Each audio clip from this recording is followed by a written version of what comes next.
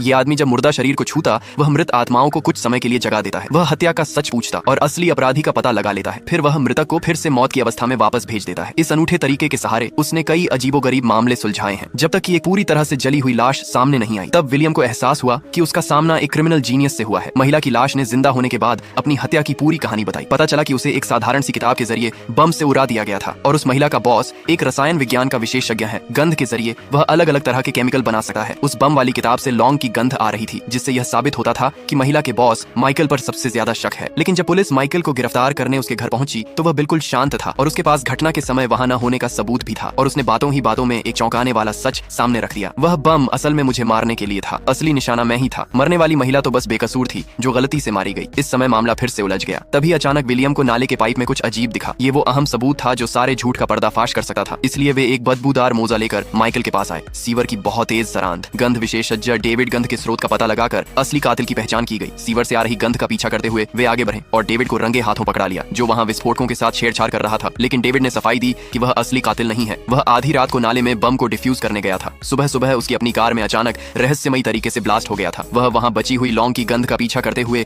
यहां तक पहुंचा था। और जहां तक उस बदबूदार मोजे की बात है तो वह उसने सिर्फ बदला लेने के लिए रखा था। सालों पहले विचारों के न मिलने के कारण उनके बीच अनबन हो गई थी। इसीलिए उसने जानबूझकर माइकल को परेशान करने के लिए यह सब किया। इसके बाद डेविड सभी को कार ब्लास्ट वाली जगह पर ले गया। हवा में हल्की हल्की लौंग की महक आ रही थी। ये बिल्कुल वैसी ही गंध थी जो महिला ने मरने से पहले बम में सूंघी थी। ये जानकर उस पल सभी के रोंगटे खड़े हो गए और उन्होंने इस बहुत ही चालाकी से रची गई साजिश को पूरी तरह समझ लिया। शुरू से लेकर अंत तक माइकल ही इस पूरे खेल का मास्टरमाइंड था। असल में वह बम से डेविड को मारना चाहता था। महिला असिस्टेंट तो बस अपनी उत्सुकता के कारण मारी गई। जब सच सामने आ गया तो माइकल ने नाटक करना पूरी तरह छोड़ दिया। उसने तुरंत उस टेम्पर्ड ग्लास वाले कमरे को लॉक कर दिया और विलियम तथा बाकी लोगों को अंदर फंसाकर जहरीली गैस छोड़ दी, ताकि वह सभी गवाहों को मारकर सच को हमेशा के लिए दफना सके। लेकिन खुशकिस्मती से डेविड ने पहले ही उस जहरीली गैस को बदल दिया था, जिसकी वजह से माइकल की साजिश आखिरी मौके पर नाकाम हो गई। एक ऐसा जीनियस जो गंध के जरिए लोगों को मारने में माहिर था, वह आखिरकार अपने ही बिछाए गंध के जाल में फंस गया।